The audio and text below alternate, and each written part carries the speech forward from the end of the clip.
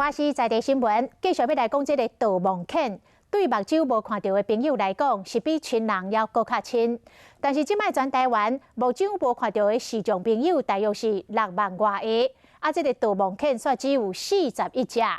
政府都要投入到大量的资源培育导盲犬，安尼才会当帮助到搁较侪目睭无看到的朋友。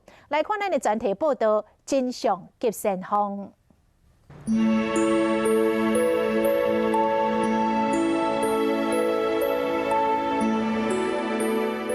三只多出世的拉布拉多，一直咧教毛毯，啊若无就加狗母生奶。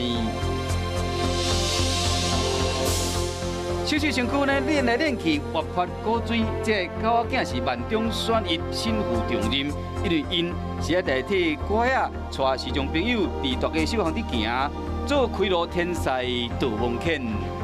我要说 OK 的时候，它才可以动。OK。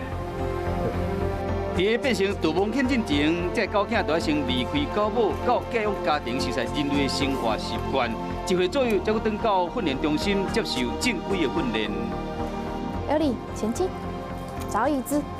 乖乖听训练员的指令，一个口令，一个动作，若完成训练，就会使得到奖励。好棒哦，这么厉害！直线步行的话，是希望说他们可以就是专心的走一直线，对，然后就是不要被其他东西所分心。进阶的话呢，就会蒙上眼睛，会就是开始做蒙眼的步行。导盲犬有3大品种，分别是个性温和、较定调的拉布拉多，聪明真巧，果真亲近人的黄金拉犬，要单纯灵巧的黄金拉拉。经过行日线撇开障碍，甲往目睭测试了后，变成一只合格导盲犬，因就要继续往后一个阶段进行。伊是7岁拉布拉多3年，2016年甲主人孙秀琴配对，开始变成伊生活中的一趴明灯。他会一直回头看我，很把我放在他的心里面。对，那种感动，你觉得连小孩、家人都做不到的。足足3年的时间，3年甲主人4个拍照，所以讲因配合了真好，真动亲人。踏出的每一步，就是说，你可以全然的相信他。对，这比我儿子女儿带我都安全。对，就是他会真的带我避开障碍物，然后找到我想要的目标。下这边的时候，狗狗就会停下来，就是在示意视障者路面不一样。拄到无平的路面，3年会主动停落来，甲主人讲爱说字，上天桥进前，卖额头看主人。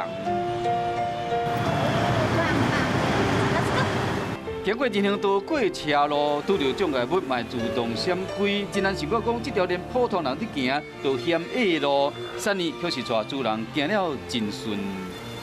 全心全意的相信他的时候，哦，那个当下就是我自己在台北市的那个马路边大哭。